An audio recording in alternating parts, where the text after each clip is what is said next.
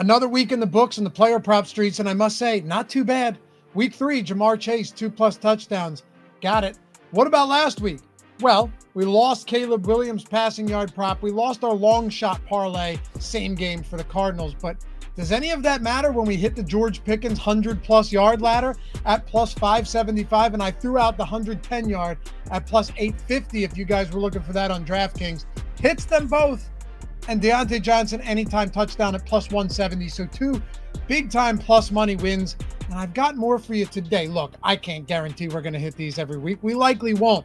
But we're going to stay hot while we can. And if you ever want to join me over on Tails and in the premium Discord, get every alert straight to your phone with the OddsShopper app. Use that promo code NFL24. Get your first week less than $5. Get your first month under $15 with the link in the description or in the pinned comment. Click that, download the OddsShopper app. Once you do all of that, sign up, set up notifications, and then just join the Discord. Get all of these plays early before the odds move and a whole lot that you'll never find on YouTube.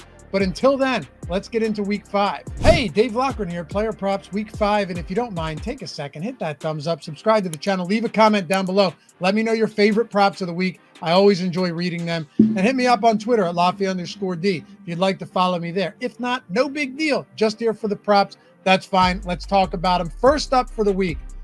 All right, look, if we're gonna go big, right? We got to go big. And I got another long shot to close out the video as we do every week. But I'm going to start with one. We're going to bookend the other plays with 2 long shots. And the first one, Courtland Sutton.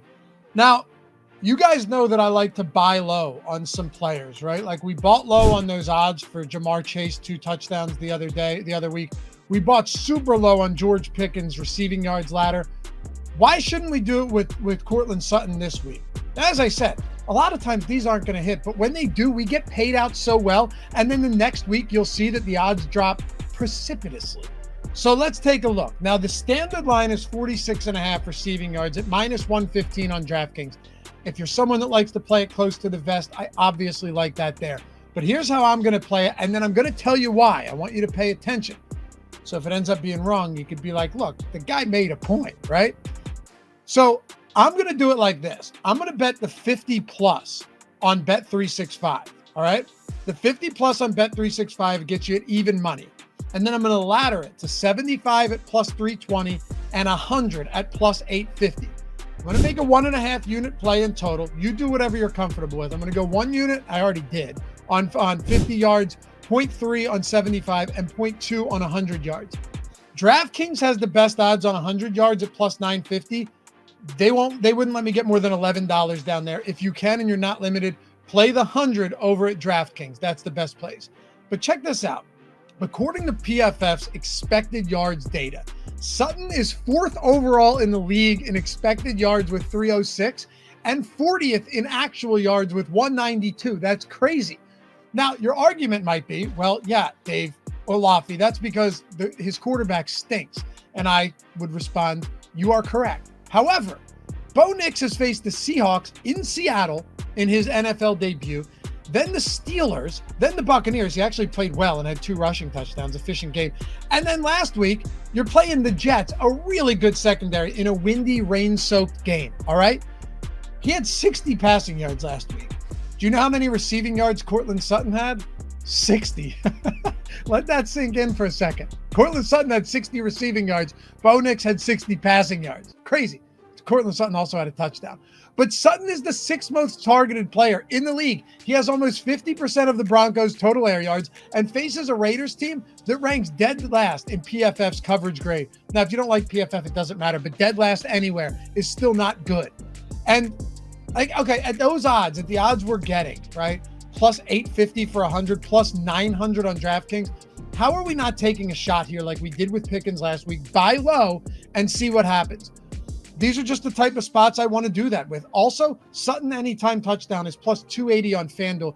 Those odds give it the implied probability of 26% that he scores. Fine. But considering that he's 2nd in the league in red zone targets and 2nd in the league in end zone targets, how are we not taking a shot on that one as well? All right, let's talk Andy Dalton. Under 217.5 passing yards here, minus 114 on FanDuel. The Bears defense has really excelled in coverage this season. Not as great on the ground, but they're allowing less than 175 passing yards per game, 6.6 yards per attempt, and 61% completions. All of those are top 10 in football. And while Andy Dalton certainly hasn't looked bad at all, he's been good as the Panthers starting quarterback, especially with how Deontay Johnson has played, getting open. He's still coming off games against the Raiders, who we just talked about, and the Cincinnati Bengals. And let's not pretend that the Panthers aren't severely starved of pass catching options behind Johnson. The one advantage they have is they've done an excellent job of pass blocking, but this is a good secondary in Chicago. It's the best aspect of their defense. And with Adam Thielen on the IR and Xavier Legette only playing 4 games in the NFL so far, I like the under on passing yards for Dalton here. Like him to come back to earth a little bit too. And Josh Jacobs, I should say, 62.5 rushing yards, going over here, minus 114 on FanDuel. Look, the Rams have allowed 130 plus rushing yards in all 4 games this season.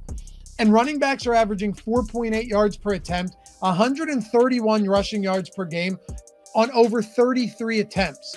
So Emmanuel Wilson's going to have a role still, but Jacobs is still having a strong enough season by pretty much any standard, like top 10 to top 15 in every relevant category, to where I see no shortage of opportunities in LA. So give me the over here on 62.5 rushing yards. All right, let's get to one more long shot before we close this video out. It's tradition. We'll stick with it as we always do. But one thing before we do, because the best odds from this upcoming bet are over at Bet365. And if you're not there yet, you are throwing money away. Not only are you getting $200 in bonus bets just for signing up, depositing $10 and betting 5 on whatever you want. I mean, you could literally bet an in-game drive to score a field goal.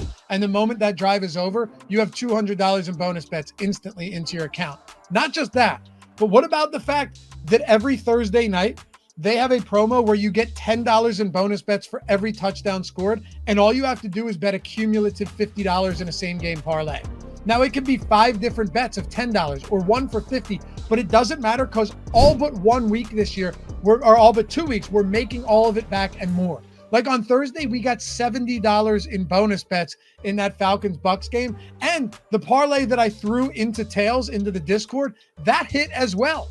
So it's just a windfall of bonus bets and money that you're getting over there with the $200 on the $5 bet and every Thursday and all of the other promos that they're running for the NFL. So if you're not there yet, link is in the description and the pinned comment. Jump in now, take advantage of it. Don't leave money on the table. Got to be 21 years or older to gamble. If you have a gambling problem, call or text 1-800-GAMBLER. But let's talk about Ramondre Stevenson. Now, okay, here's what I want to do. I want to take 100 plus rushing yards on Ramondre Stevenson at plus 550 on Bet365. It's plus 525 on DraftKings if you can't get on 365 and you're not in one of those states. This is simple for me. I'm not laddering it because there's a ton of risk here. And I'm not even going to bet the standard line at 59.5 because I want to get paid out nicely if I end up just being spot on with this. And I don't want to lose a unit when I'm trying to only win a unit on the standard prop. I'd rather bet this one small to win big. So if we lose, it's no big deal. But if we hit, it's great.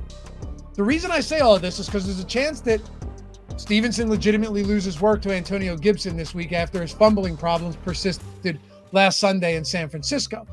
Gerard Mayo said benching him is in favor of Gibson was definitely under consideration, but I'm not convinced. So listen to this. Stevenson fumbles last week in the first quarter, and then he sits out 3 plays before returning. He still finished the game, a blowout loss with 13 carries to Gibson's 6, and played almost 70% of snaps in the third quarter. And he fumbled in the first quarter. Oh, and the only player with a higher fumble rate than Stevenson since 2021 is Antonio Gibson.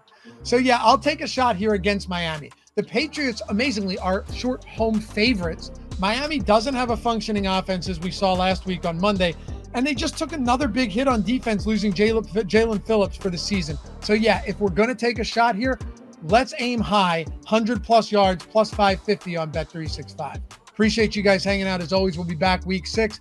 Let's have ourselves a week. Hopefully you come and join me over on Tails and in the Discord. Remember, NFL 24 gets you 50% off the first week or month. Otherwise, I'll catch you here on YouTube the next one. Peace.